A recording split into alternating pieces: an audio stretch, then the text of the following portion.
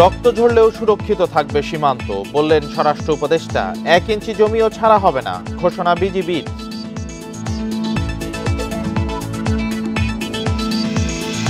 চাঁপাইনবাবগঞ্জ সীমান্তে সংঘর্ষের জেরে আজও থমথমে পুরো এলাকা। বিপুল ফসল নষ্ট হওয়ায় দুশ্চিন্তায় চাষি।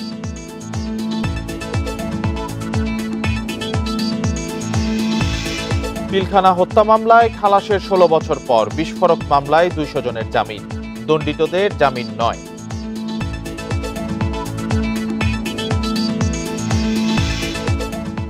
নানা কর্মসূচির মাধ্যমে দেশ জুড়ে জিয়াউর রহমানের জন্মদিন উদযাপন, বিএনপির আদর্শ ধারণ করার আহ্বান।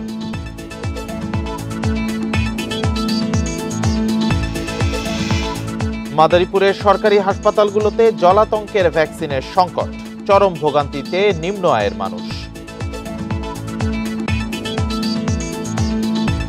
স্বাগত সমগ্র বাংলাদেশের সাথে আছি রাকিব আহমেদ। শিরোনামগুলো জানাচ্ছিলাম, এবার যাচ্ছি বিস্তারিত খবরে।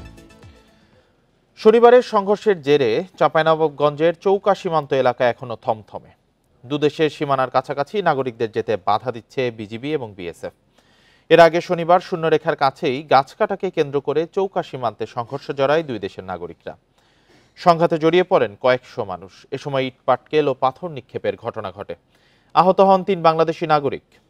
পরে বিজিবির সাথে পতাকা বৈঠকে এ ঘটনার জন্য দুঃখ প্রকাশ করে বিএসএফ।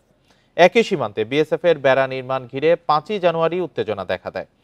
সে সময় কয়েকদিনের উত্তেজনার পর বিজিবির বাধার মুখে পিছু হটে বিএসএফ।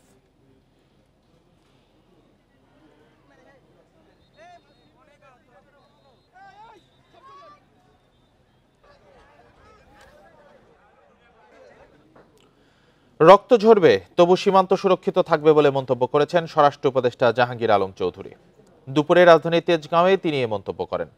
এদিকে সীমান্তে সাউন্ড গ্রেনেড ছুড়ে বিএসএফ আন্তর্জাতিক আইন লঙ্ঘন করেছে বলে অভিযোগ বিজিবির রহনপুর ব্যাটালিয়ন অধিনায়ক লেফটেন্যান্ট কর্নেল গোলাম কিবরিয়ার। চৌকা সীমান্ত পরিদর্শন করে তিনি বলেন, সীমান্তের 1 ইঞ্চি জমিও ছাড় দেওয়া হবে না। শনিবার চাঁপাইনবাবগঞ্জ সীমান্তের শূন্যরেখায় গম ও গাছ কাটাকে কেন্দ্র করে বাংলাদেশ ও ভারতের গ্রামবাসীদের মধ্যে সংঘর্ষ ও ধাওয়া পাল্টা ধাওয়া হয়। এ সময় আহত হন 3 বাংলাদেশি। উত্তেজনা ছড়িয়ে পড়ে সীমান্ত এলাকার বাসিন্দাদের মধ্যে। তাদের অভিযোগ, বছরের পর বছর ভারতের আধিপত্য সীমান্তে, সুযোগ পেলেই ওপারের লোকজন ঢুকে পড়ছে এপারে। তাদের আগ্রাসনে বিভিন্নভাবে ক্ষতিগ্রস্ত স্থানীয়রা। এক কথায় আমরা যেখানে ওরা ক্ষতি করেছে, এই ক্ষতির কেন্দ্র করে এটার আমরা বিচার চাই। আমরা চাই উভয় দেশের জন্যই শান্তি, উভয় দেশের সীমান্ত এলাকার মানুষ যেন সুখে বসবাস করতে পারে, ফসলি জমি ক্ষেত চাষাবাদ করতে পারে, এই ধরনের একটা সমাধান। রোববার দুপুরে চৌকা সীমান্ত পরিদর্শনে যান বিজিবির রহনপুর ব্যাটালিয়নের অধিনায়ক লেফটেন্যান্ট কর্নেল গোলাম কিবরিয়া। বলেন, দেশের 1 ইঞ্চি মাটিও ছাড় দেওয়া হবে না। সীমান্তে জনগণ ও বিজিবি প্রস্তুত রয়েছে। মব কন্ট্রোল করার জন্য ওরা সাউন্ড গ্রেনেড নিক্ষেপ করেছে, যেটা ওরা ইন্টারন্যাশনাল আইন যেটা আছে এটা ভঙ্গ করেছে। তো এই ব্যাপারে আমি আমার মহাপরিচালককে বিস্তারিত ঘটনা বর্ণনা করেছি এবং আমি আশা করি আমাদের বিজিবি হেডকোয়ার্টার এবং বিএসএফ হেডকোয়ার্টারের উচ্চ পর্যায়ে তারা একটা আলোচনা করবেন। এদিকে রাজধানীতে স্বরাষ্ট্র উপদেষ্টা বলছেন, আওয়ামী লীগ সরকার সীমান্ত নিয়ে কোনো কথা বলেনি, তাই কোনো উত্তেজনা ছিল না। তবে অন্তর্বর্তী সরকার এই প্রশ্নে কোনো ছাড় দেবে না। বিজিবি কিন্তু সবসময় সীমান্তে অ্যালার্ট আছে এবং আমাদের সীমান্ত সম্পূর্ণভাবে সুরক্ষিত আছে। এই সীমান্ত এই সাইডে কেউ কোনোদিনই আসতে পারবে না। আমরা যতদিন বেঁচে থাকি আমাদের রক্ত ঝরবে, কিন্তু সীমান্ত সুরক্ষা থাকবে। শিবগঞ্জের চৌকা সীমান্তেই গত 5 জানুয়ারি বিএসএফ এর বেড়া নির্মাণ ঘিরে দেখা দেয় উত্তেজনা। সে সময় বিজিবির বাধার মুখে পিছু হটে বিএসএফ। পরে ঢাকা ও দিল্লিতে পাল্টাপাল্টি তলব করা হয় রাষ্ট্রদূতদের। Adilur Rahman, independent news, Dhaka. এদিকে ভারতীয়দের সঙ্গে সংঘর্ষের ঘটনায় বিপুল ফসল নষ্ট হয়েছে বাংলাদেশিদের। ভুট্টা, পেঁয়াজ, সরিষার ফলন ধ্বংস হয় দুশ্চিন্তায় কৃষক। বলছেন, সংঘাতে না জড়াতে গ্রামবাসীকে বাধা দেওয়ার কেউ ছিল না। পরিস্থিতি শান্ত হলে ক্ষতি নিরূপণ করবে কৃষি বিভাগ।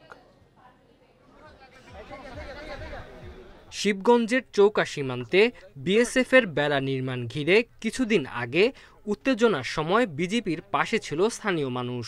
সেই সময় পরিস্থিতি বিরূপ না হলেও শনিবার গাছ কাটাকে কেন্দ্র করে দুই দেশের মানুষ সংঘাতে জড়ায়। এদিন শূন্যরেখার কাছে কয়েকশো মানুষ জড়ো হয়, এতে পায়ের চাপে জমির ফসল নষ্ট হয়। আমি বিজেপিকে বললো যে স্যার এরকম তারাটা ঠিক হলো না, আসতে বলতে হলো ওরা ঠাইরা চলে যেত। এখন ক্ষতিটা কত হলো? ফসল নষ্ট হয় বড় ক্ষতির মুখে কৃষক। বলছেন বিক্ষুব্ধ মানুষকে থামানোর মতো কেউ ছিল না। 3 দিন ভরে এঠে বসে থেকে থেকে দুটা ভাত খেতে বসছে আর 200-300 লোকে মনে ছিল আলো হেঁটে। এরকম ক্ষতি হয়েছে, অত্যন্ত ক্ষতি হয়েছে। আমার ভুট্টা খুঁচা খাইচা শেষ করে দিয়েছে। হাজার হাজার কৃষকের এখানে জমি আছে এবং যে হাজার হাজার পাবলিক বা দর্শক দেখতে এসে আপনার বহুত ক্ষতি করেছে, সরিষা, পেঁয়াজ, কালাই। সীমান্ত পরিস্থিতি শান্ত হলে ক্ষতি যাচাই করবে কৃষি বিভাগ। এর ভিত্তিতে কৃষকদের প্রণোদনার উদ্যোগ নেওয়া হবে। সীমান্ত নিয়ে যে বিষয়টা ছিল, তো সেখানে কৃষকজন উৎসুক জনগণ ওখানে গিয়েছিল। তো তাতে আমাদের ওই সময় মাঠে আমাদের সরিষা ছিল, পেঁয়াজ ছিল এবং টমেটো ছিল। তো যাতায়াতে যে পরিমাণ নষ্ট হয়েছে সেটি আমরা পরিদর্শন করছি। আমরা ওখানকার যে উপসহকারী কৃষি অফিসার উনিও গিয়েছেন, আমি গিয়েছি। আমরা এটা আরও ভালো করে দেখে আমরা এই ক্ষয়ক্ষতির যে পরিমাণটা নিরূপণ করব। শিবগঞ্জের এই সীমান্তে 500 হেক্টরের বেশি জমিতে কৃষিকাজ করে চৌকা গ্রামের মানুষ। Independent news. সীমান্ত পরিস্থিতি নিয়ে জানাতে এবার চাঁপাইনবাবগঞ্জ থেকে যুক্ত হয়েছেন সহকর্মী ফয়সাল মাহমুদ। ফয়সাল, সীমান্তে আজকে কি অবস্থা? স্থানীয় বিজেপি সদস্যরা কি বলছেন?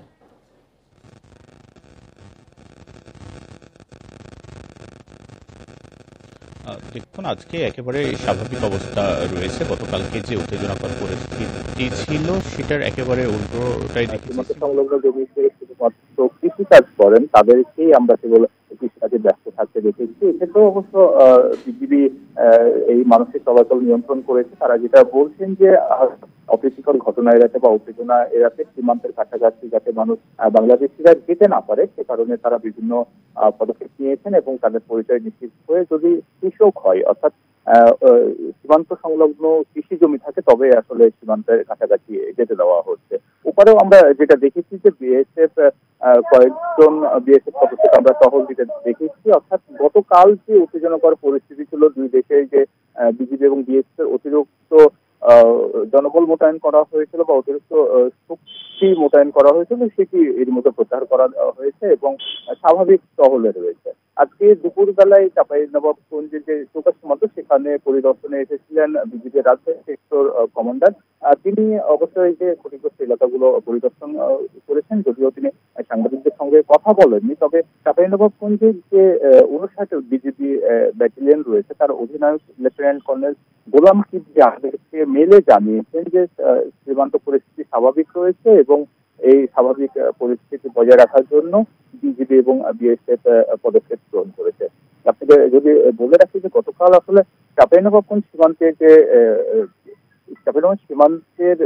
যে চৌকা সীমান্ত রয়েছে সেই চৌকা সীমান্তে আসলে এই উত্তেজনাকর পরিস্থিতি তৈরি হয় এবং এই উত্তেজনাকে কেন্দ্র করে দুই দেশের নাগরিকদের মধ্যে যে সংঘর্ষ হয়, ধাওয়া হয়, সেখানে 3 জন আহত হয়েছিলেন। স্থানীয় মানুষ যেটা বলছেন যে এই সংঘর্ষের ঘটনা বা এই ধাওয়া পাল্টা ঘটনা আসলে নতুন নয়, এর আগেও এখানে উত্তেজনাকর পরিস্থিতি রয়েছে এবং বরাবরই আসলে ভারতীয়রা বাংলাদেশি নাগরিকদের উপর একটা আগ্রাসন চালায়। তারা হচ্ছে যে এই ধরনের ঘটনাগুলো যাতে আর না ঘটে এবং এই ঘটনাগুলোর সাথে যারা জড়িয়ে আছে বা যাদের উস্কানিতে আসলে সব ঘটনা ঘটেছে তাদেরকে বিচারের আওতায় আনতে হবে, এমনটাই আমাদেরকে জানিয়েছেন চূড়ান্তবাদী।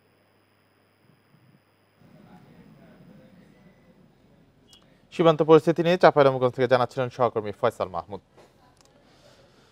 বাংলাদেশের সীমান্তে অন্যায়ভাবে গাছ কাটা ও হামলার প্রতিবাদে সমাবেশ অনুষ্ঠিত হয়েছে। দুপুরে 1টার দিকে নাটোর প্রেস ক্লাবের সামনে বৈষম্য বিরোধী ছাত্র আন্দোলনের আয়োজনে এই প্রতিবাদ সমাবেশ অনুষ্ঠিত হয়।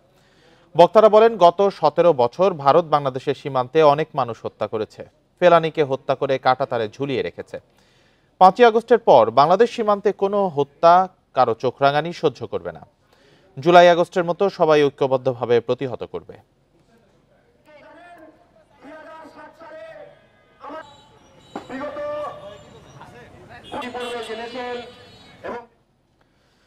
পিলখানা হত্যাকাণ্ডের বিস্ফোরক মামলায় প্রায় ২৫০ আসামিকে জামিন দিয়েছেন আদালত। সাজার মেয়াদ শেষ হওয়ায় কেরানীগঞ্জে কেন্দ্রীয় কারাগারের অস্থায়ী আদালতে ঢাকার বিশেষ ট্রাইব্যুনাল ১-এর বিচারক মোহাম্মদ ইব্রাহিম মিয়া এ আদেশ দেন। আসামিদের পক্ষের আইনজীবী আমিনুল ইসলাম জানান, হত্যা মামলায় খালাসের ১৬ বছর পর বিস্ফোরক মামলায় জামিন পেলেন কারাবন্দী জওয়ানরা। তবে যাদের বিরুদ্ধে উচ্চ আদালতে আপিল রয়েছে এবং যারা দণ্ডিত তারা জামিন পাচ্ছেন না। শুনানিতে জামিনের বিরোধিতা করেন রাষ্ট্রপক্ষের আইনজীবী আলহাজ মোহাম্মদ বোরহান উদ্দিন। এর আগে সকালে প্রায় ৪০০ আসামির জামিন শুনানি ও সাক্ষ্য গ্রহণ শুরু হয়। এ সময় আসামিদের হাজির করা হয় অস্থায়ী আদালতে। এর আগে গত ৯ জানুয়ারি ঢাকার আলিয়া মাদ্রাসা মাঠে বিশেষ আদালতে বিচারের কথা থাকলেও মাদ্রাসা ছাত্রদের বিক্ষোভের জেরে এজলাস কেরানীগঞ্জে সরিয়ে নেওয়া হয়।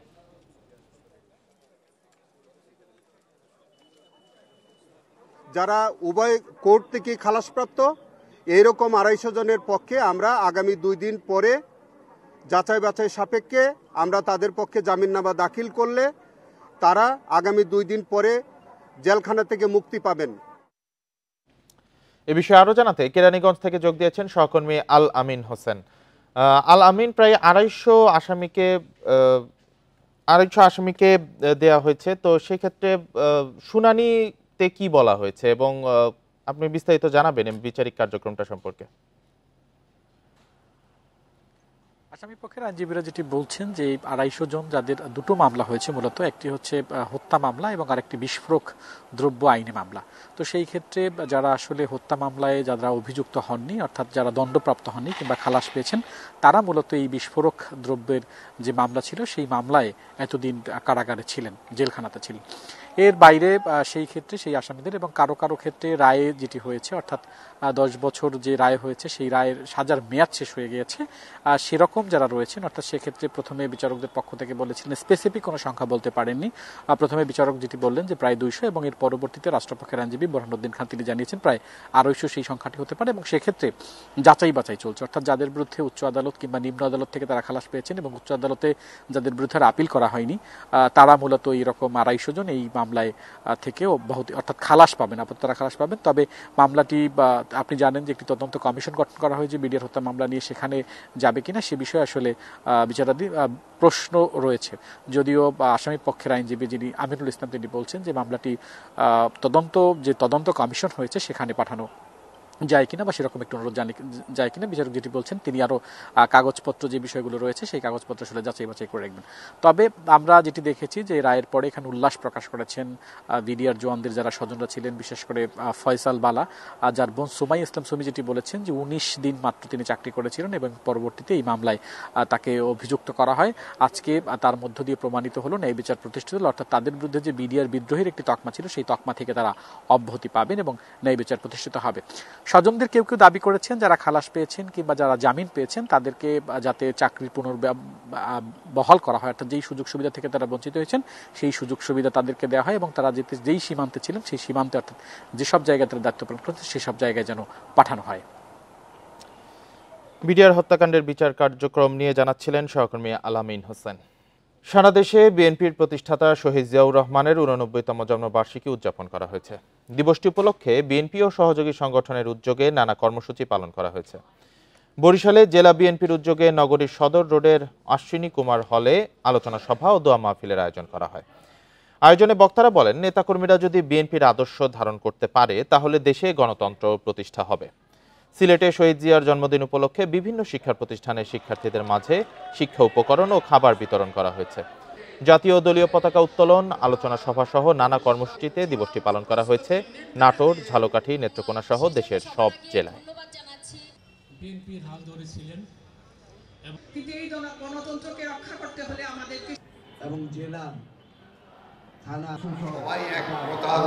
অধিকারী হওয়াতে আমার মনে হয় আমাদের ভিতরে কোনো বিভেদ থাকার কথা না, বরং অনুসারী এবং অনুগামীটাই আমাদের একতার একটা সুযোগ। রাজনৈতিক দলসহ অংশীজনদের ঐকমত্য ছাড়া সংস্কার কমিশনের সুপারিশ বাস্তবায়ন অসম্ভব বলে মনে করেন বিএনপি মহাসচিব। সংস্কার ও নির্বাচনের প্রস্তুতি একসঙ্গে চলবে, বাকি কাজ নির্বাচিত সরকার পরে করবে বলেও মত তার। সকালে দল প্রতিষ্ঠাতা জিয়াউর রহমানের জন্মদিনে শ্রদ্ধা জানিয়ে এসব কথা বলেন মির্জা ফখরুল।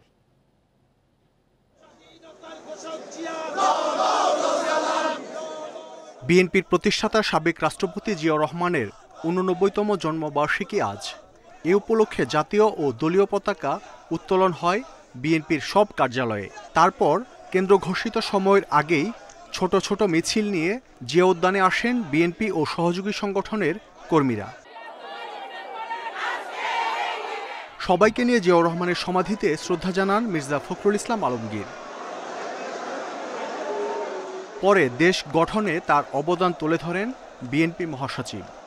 একদিকে যেমন একজন সৈনিক ছিলেন, বাংলাদেশ স্বাধীনতা ঘোষণা করেছিলেন, তার ঘোষণার মধ্য দিয়েই বাংলাদেশের মানুষ স্বাধীনতা যুদ্ধে মুক্তিযুদ্ধে ঝাঁপিয়ে পড়েছিল। ঠিক একইভাবে অতি অল্প সময়ের মধ্যে সমস্ত ক্ষেত্রগুলোকে নতুন সংস্কার করে তিনি জ্বালিয়ে কাজ শুরু করেছিলেন। এ সময় সমসাময়িক ইস্যুতে মির্জা ফখরুল বলেন, ভোটের অপেক্ষায় আছে পুরো দেশ, তাই প্রাথমিক সংস্কার শেষে দ্রুত নির্বাচন দিতে হবে। অতি অল্প সময়ের মধ্যে যেন একটা নির্বাচনের মধ্য দিয়ে আমরা গণতন্ত্রে ফিরে যেতে পারি, সেই ব্যবস্থাটা কায়েম হোক। সরকার যেটা বলেছে এবং যে পরিকল্পনা করেছে, এই রিপোর্টগুলো পাওয়ার পর রাজনৈতিক দলগুলোর সঙ্গে আলোচনা করবে, তারপরেই সিদ্ধান্ত হবে এবং ঐক্যমত ছাড়া কোনোটাই গ্রহণযোগ্য হবে না। যে কোনো পরিস্থিতিতে নেতাকর্মীদের ঐক্যবদ্ধ থাকারও আহ্বান জানান বিএনপি মহাসচিব। দলের প্রতিষ্ঠাতার জন্মবার্ষিকীতে এক যুগেরও বেশি সময় পর নেতাকর্মীদের এমন শোডাউন। নেতাকর্মীরা বলছেন, জিয়াউর রহমানের আদর্শ চেতনা ধারণ করে দেশ ও মানুষের কল্যাণে কাজ করে যাবে বিএনপি। মাহমুদ শরীফ, ইন্ডিপেন্ডেন্ট নিউজ, জিয়া উদ্যান, ঢাকা। ঝিনাইদহে বিএনপির পক্ষ থেকে রাষ্ট্র কাঠামো মেরামতের ৩১ দফার লিফলেট বিতরণ করা হয়েছে। সকালে জিয়া মঞ্চ জেলা শাখার উদ্যোগে শহরের বিভিন্ন এলাকায় লিফলেট বিতরণ করা হয়। জেলা বিএনপি সভাপতি এম এ মজিদের নেতৃত্বে শহরের পুরাতন ডিসি কোর্ট চত্বর থেকে লিফলেট বিতরণ শুরু হয়। সেখান থেকে বিভিন্ন ব্যবসা প্রতিষ্ঠান ও পথচারীদের মাঝে এই লিফলেট বিতরণ করা হয়। বিএনপি রাষ্ট্র ক্ষমতায় গেলে জনগণের জন্য জবাবদিহিমূলক সরকার গঠন, সংবিধান সংস্কার, কৃষকের পণ্য উৎপাদন ও বিপণনে সুরক্ষা দিয়ে ন্যায্য মূল্য নিশ্চিত করা সহ নানা অঙ্গীকার করা হয়েছে এই লিফলেটে।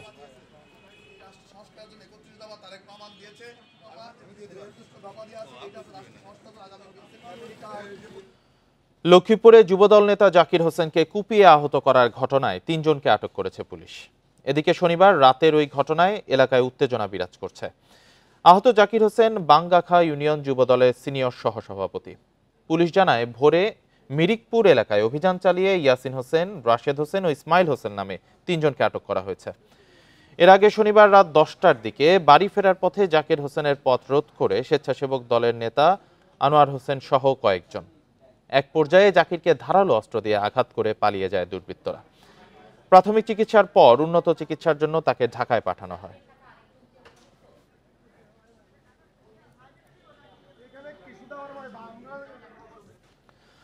মাদারীপুর সদর হাসপাতাল ও উপজেলা স্বাস্থ্য কমপ্লেক্সগুলোতে দেখা দিয়েছে জলাতঙ্কের ভ্যাকসিন সংকট। বিনামূল্যের এই টিকা না থাকায় বাধ্য হয়েই বাহিরের ফার্মেসি থেকে বেশি দামে কিনে টিকা নিচ্ছেন রোগীরা।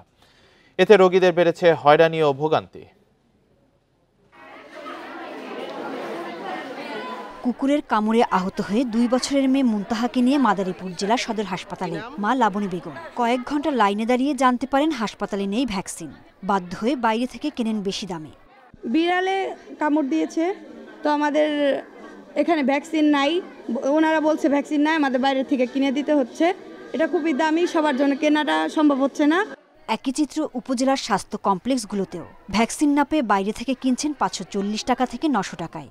এটা একটা সরকারি হসপিটাল, এখানে যদি আমাদের এরকম করতে হয়, আমরা সাধারণ মানুষ আইসা যদি ভ্যাকসিন না নিতে পারি, তাহলে আমরা কোথায় যাব? আজকে বলতেছে এরা কিনে আনতে হবে। এখন বাধ্য হয়ে আমি দোকান থেকে 600 টাকা দিয়ে ভ্যাকসিন কিনে আইনা তারপরে ভ্যাকসিন দেওয়ার জন্য আসছি। সরকারি হসপিটালে যদি ভ্যাকসিন না থাকে তাহলে সাধারণ দোকানে থাকে কিভাবে?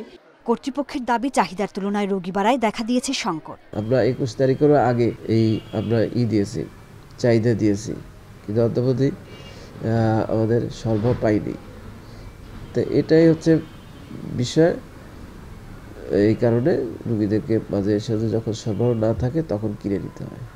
গত 1 মাসে কুকুর বিড়ালের কামড়ে মাদারীপুরে আহত হয়েছেন অন্তত 5000। Independent news. এ নিয়ে আরো জানাতে মাদারীপুর থেকে যোগ দিয়েছেন সহকর্মী রিপন চন্দ্র মল্লিক। রিপন, কর্তৃপক্ষ বলছে চাহিদার তুলনায় রোগী বাড়ায় ভ্যাকসিনের সংকট দেখা দিয়েছে। এই পরিস্থিতি সামাল দিতে কি উদ্যোগ নেওয়া হচ্ছে?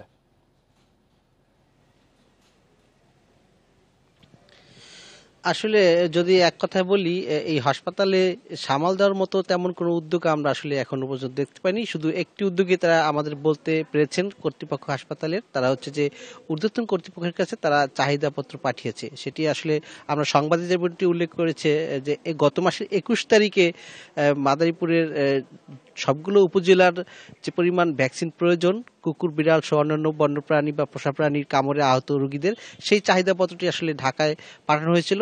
তারপরে এখনো পর্যন্ত কিন্তু এই গত মাসেরটা কিন্তু এখনো পর্যন্ত আসেনি ভ্যাকসিন। ফলে এই যে সংকটটি, এই সংকটটি লেগে আছে। এই শুধু গত 1 মাস ধরে লেগেছে ব্যাপারটি এমন নয়, গত 6 মাস ধরেই কিন্তু আমরা দেখতে পাচ্ছি যে এইরকম একটা পরিস্থিতি মাদারীপুর সদর হাসপাতাল এবং আর যে বাকি 4টি উপজেলা স্বাস্থ্য কমপ্লেক্স রয়েছে সবগুলো কমপ্লেক্সেই কিন্তু এই ধরনের একটি সমস্যা রয়েছে। আমি কথা বলেছিলাম মাদারীপুরের সিভিল সার্জন ডাক্তার মুনির আহমেদ খানের সাথে। তিনি আমাদেরকে জানিয়েছেন যে এই উদ্যোগটা নেওয়া হয়েছে যে আগামী 2-1 মাসের ভিতরে হয়তো বরাদ্দ পেলে স্বাভাবিক হয়ে আসবে, কিন্তু তেমনটি আসলে আশারূপ কথা বললেও আসলে বাস্তবে ভিন্নতা দেখতে পেয়েছি। আমরা কথা বলেছিলাম বিভিন্ন পর্যায়ের এই কর্মকর্তা কর্মচারীদের সাথে যারা এই ভ্যাকসিন সংক্রান্ত কাজে সম্পৃক্ত। তারা আমাদেরকে যেটি জানিয়েছে যে বরাদ্দ যে পরিমাণ চাওয়া হয় তার প্রায় 4 ভাগের 1 ভাগ মাত্র বরাদ্দ দেওয়া হয়, যা আসলে মাদারীপুরের ভ্যাকসিনের যে পরিমাণ রোগী হয় তার জন্য খুবই কম হয়ে দাঁড়ায়। ফলে এই যে একটা সংকট সৃষ্টি হয়েছে, যে এই সংকটটা কিন্তু এখন মোটামুটি 6 মাস ধরে বয়ে বেড়াচ্ছে এবং এর কারণে এই অঞ্চলে যত রোগী আছে সবগুলো রোগীরই কিন্তু সদর হাসপাতাল সহ উপজেলা হাসপাতালে এসে বাইরে থেকে বিভিন্ন ফার্মেসি থেকে অতিরিক্ত উচ্চ মূল্যে ইঞ্জেকশন কিনে তারপরে এটি ব্যবহার করতে বাধ্য হচ্ছে, এমনটি জানিয়েছে আমাদেরকে এই ভ্যাকসিন নিতে আসা অসংখ্য রোগীরা। তো এই যে পরিস্থিতি সেটি আসলে কাটিয়ে ওঠা একটি মাত্রই পথ রয়েছে, সেটি হচ্ছে সরকারিভাবে যদি বরাদ্দ মাদারীপুরে প্রয়োজনীয় বরাদ্দটা দেওয়া হয় তাহলে কেবলমাত্র এই সংকট থেকে উত্তরণ করা সম্ভব বলে এমনটি আমাদের এই কর্তৃপক্ষ জানিয়েছে। তো সার্বিকভাবে মাদারীপুরে এই ছিল আমার কাছে সদর হাসপাতালের জলাতঙ্কের ভ্যাকসিন সংক্রান্ত সর্বশেষ তথ্য। মাদারীপুর থেকে জানাচ্ছিলেন সহকর্মী রিপন চন্দ্র মল্লিক। বিচার বিভাগ সংস্কারের যে উদ্যোগ নেওয়া হয়েছে তারই পরিপ্রেক্ষিতে সংশ্লিষ্টদের সাথে আলাপ আলোচনা চলছে বলে জানিয়েছেন প্রধান বিচারপতি ডক্টর সৈয়দ রেফাত আহমেদ। চট্টগ্রাম আদালত ভবন পরিদর্শন শেষে এসব কথা বলেন তিনি। আদালত ভবনে বিভিন্ন স্থাপনা, অফিস, ন্যায়কুঞ্জ পরিদর্শন করেন। এ সময় তিনি বিচারক, আইনজীবী, বিচার বিভাগের কর্মকর্তা, বিচার প্রার্থীদের খোঁজ খবর নেন। এ সময় আদালত চত্বরে একটি গাছের চারা রোপণ করেন।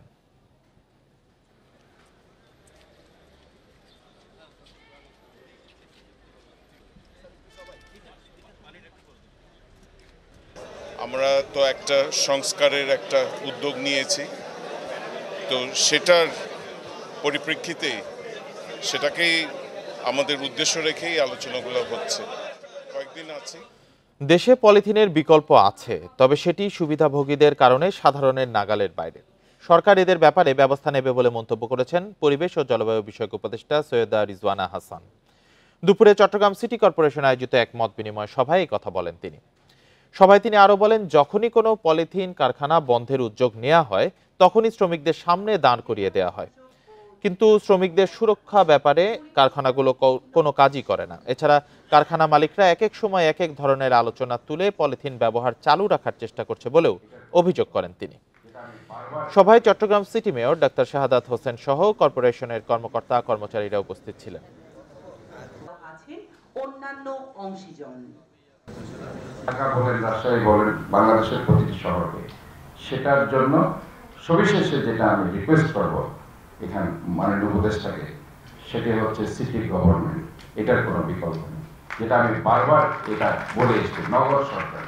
যেই পাটের দাম ছিল 28 টাকা, যেই বললাম পলিথিন বন্ধ পাট আসবে, অমনি ওটার দাম হয়ে গেল 40 টাকা। এটা তো বাংলাদেশ, আমাদের দেশটাকে তো আমরা চিনি। সেই জিনিসগুলো প্রশ্রয় দিলে কিন্তু ওই পলিথিন ব্যবসায়ীরাই সামনে আসবে। বাংলাদেশে এটা বিকল্প সবসময়ই ছিল, এখনো আছে। বরিশাল সিটিতে অর্ধেকের বেশি বাসিন্দার নেই পানির লাইনের সংযোগ, আর সংযোগ থাকলেই মিলছে না প্রয়োজন মতো পানি। অথচ নিয়মিতই পানির বিল পরিশোধ করছেন বাসিন্দারা। আর সিটি কর্পোরেশন কর্তৃপক্ষ বলছে বছরে অন্তত ৩৫ ভাগ পানির বিল আদায় করা যাচ্ছে না। বরিশাল নগরীতে দৈনিক পানির চাহিদা ৭ কোটি লিটার, তবে সিটি কর্পোরেশন সরবরাহ করতে পারছে মাত্র ৩.৫ কোটি লিটার পানি। চাহিদা মেটাতে ২৮,০০০ নলকূপ বসিয়েছে নগরবাসী। নগরবাসীর অভিযোগ, বেশিরভাগ সময়ই মিলছে না পানি, অথচ নিয়মিত দিতে হচ্ছে বিল। এমনকি বাড়িতে পানির লাইন না থাকলেও ট্যাক্সের সাথে পরিশোধ করতে হচ্ছে নির্ধারিত মূল্য।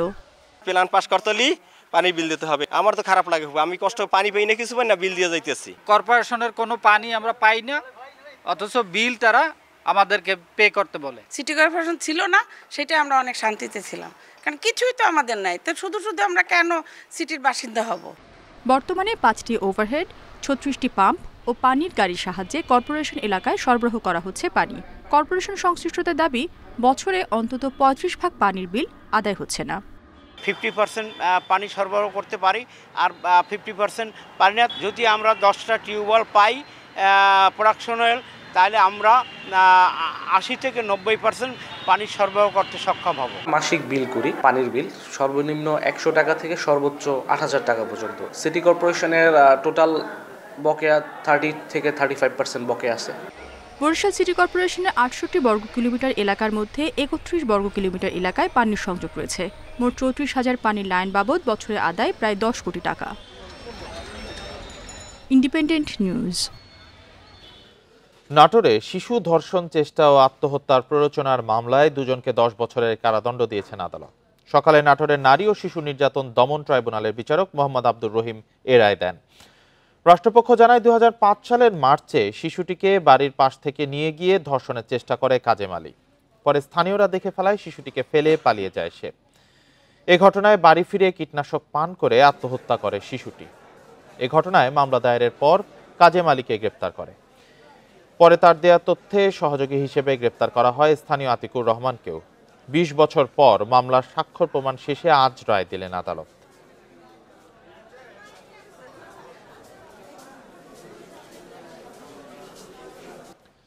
পটুয়াখালীর পুলিশ লাইন থেকে এক নারী কনস্টেবলের মরদেহ উদ্ধার করেছে পুলিশ। রোববার সকাল ৭টায় তার ঝুলন্ত মরদেহ উদ্ধার করা হয়। নারী কনস্টেবল তৃষা বিশ্বাস মাদারীপুর জেলার ঢাসার থানার পূর্ব কমলাপুর গ্রামের বাসিন্দা। মরদেহ ময়নাতদন্তের জন্য পটুয়াখালী মেডিকেল কলেজ হাসপাতালে পাঠানো হয়েছে। অতিরিক্ত পুলিশ সুপার আহমদ মাইনুল হাসান জানান, পারিবারিক কারণে মানসিকভাবে বিপর্যস্ত ছিলেন তৃষা। কয়েকদিন আগে ওই নারী কনস্টেবলকে হাসপাতালে ভর্তির পরামর্শ দেন চিকিৎসক, কিন্তু তিনি হাসপাতালে চিকিৎসা নেননি।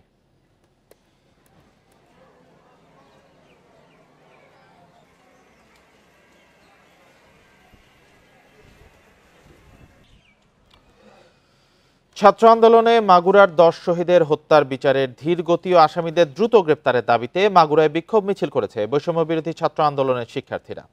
দুপুর ১২টার দিকে মাগুরা সরকারি হোসেন শহীদ সরওয়ার্দী কলেজ ক্যাম্পাস থেকে বিক্ষোভ মিছিল শুরু হয়। মিছিলটি শহরের চৌরঙ্গি মোড় হয়ে আবারও সরকারি কলেজে গিয়ে শেষ হয়।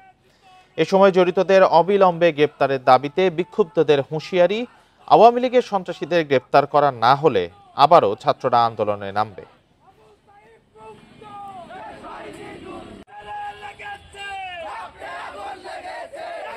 নির্বিচারে সাধারণ জনতার উপরে হত্যাকাণ্ড চালিয়েছে, তাদেরকে শাস্তির আওতায় আনতে হবে। আমরা এই প্রশাসনকে হুঁশিয়ার করতে চাই, আমরা এই প্রশাসনকে অনুরোধ করতে চাই, যারা আমাদের উপর গুলি চালিয়েছে তাদেরকে অতি স্বল্প সময়ের মধ্যে গ্রেপ্তার করুন এবং সর্বোচ্চ শাস্তির আওতায় নিয়ে আসুন।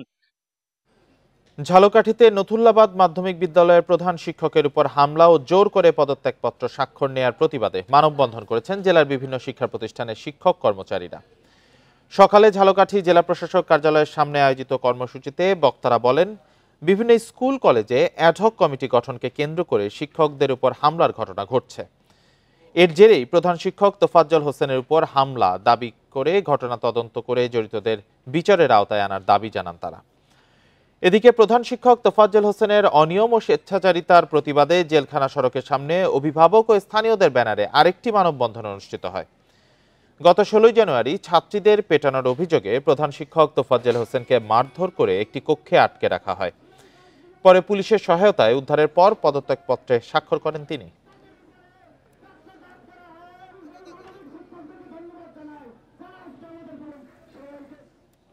খাগড়াছড়িতে অবৈধভাবে বালু উত্তোলন করায় একজনকে জরিমানা করেছে ভ্রাম্যমাণ আদালত। চেঙ্গি নদী থেকে অবৈধভাবে বালু উত্তোলন করার অভিযোগে দুপুরে জেলা সদরের কলাডোবা এলাকায় অভিযান চালিয়ে উপজেলা নির্বাহী কর্মকর্তা সুজন চন্দ্র রায়। এ সময় অবৈধভাবে বালু উত্তোলনের দায়ে অভিযুক্ত মংসা থোয়াই চৌধুরীকে 50,000 টাকা জরিমানা করা হয়। অভিযানে জব্দ করেছে অবৈধভাবে উত্তোলন করা বালু। ভবিষ্যতেও এমন অভিযান চলমান থাকবে বলে জানিয়েছেন উপজেলা নির্বাহী কর্মকর্তা।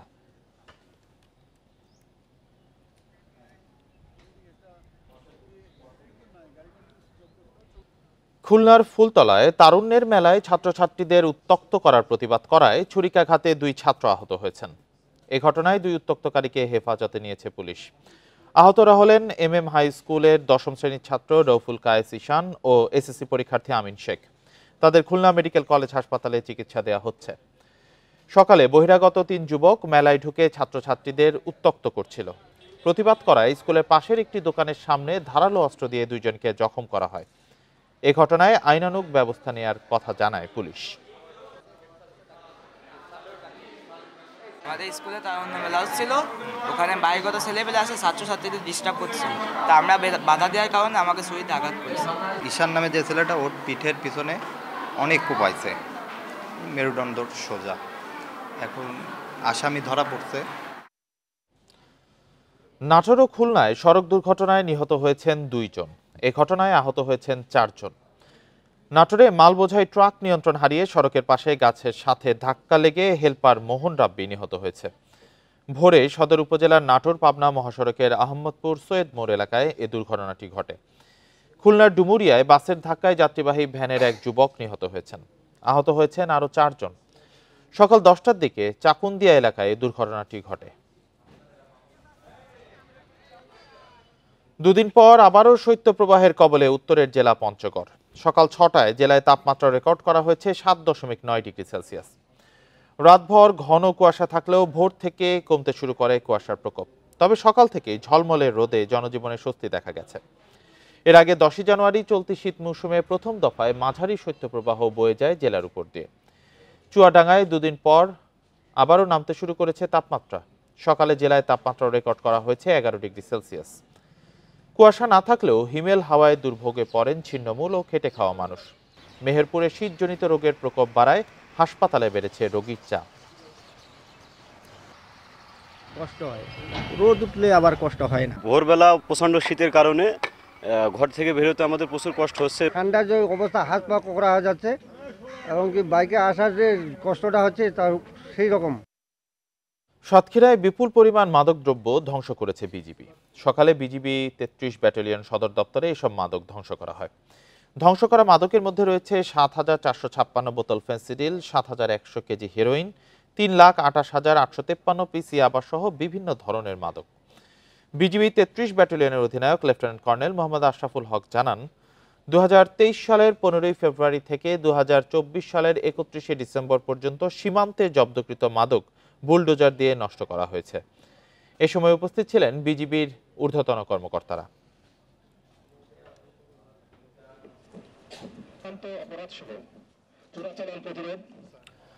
লক্ষ্মীপুরে শুরু হয়েছে 2 দিনব্যাপী বিজ্ঞান ও প্রযুক্তি মেলা। সকাল 10টার দিকে সদর উপজেলা প্রশাসনের আয়োজনে পরিষদ কার্যালয়ের সামনে মেলার উদ্বোধন করেন জেলা প্রশাসক রাজীব কুমার সরকার। বলেন, শিক্ষার্থীদের মেধা বিকাশে এই বিজ্ঞান মেলা কল্যাণ বয়ে আনবে। তাদের আবিষ্কৃত যন্ত্রপাতি কাজে লাগানো যেতে পারে বলেও জানান তিনি। মেলায় অংশ নেয় জেলার 27টি স্কুল কলেজের শিক্ষার্থীরা। খুদে বিজ্ঞানীদের যন্ত্রপাতি ঘুরে দেখেন অতিথিরা। বিজ্ঞান ও প্রযুক্তি সপ্তাহ মেলা চলবে সোমবার বিকেল পর্যন্ত।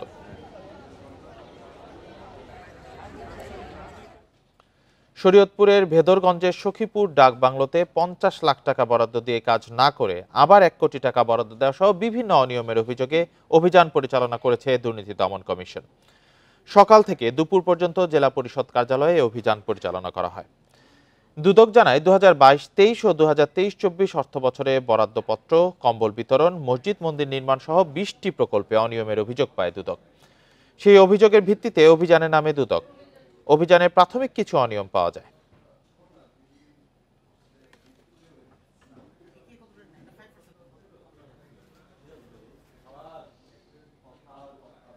আর এই ছিল সমগ্র বাংলাদেশের আয়োজনে। ধন্যবাদ সবাইকে।